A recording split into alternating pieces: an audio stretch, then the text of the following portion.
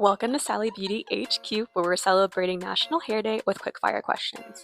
We're getting the inside scoop on all things hair from our team. What would you say is your favorite Sally Beauty product?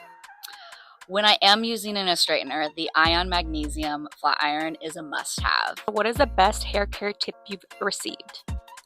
To use a silk pillowcase. It actually lets my hair live on with curls for like 2 to 3 days. It's the best tip I can give anyone. I use a silk pillowcase and I couldn't agree more. What is a Sally Beauty product that you cannot live without for the rest of your life?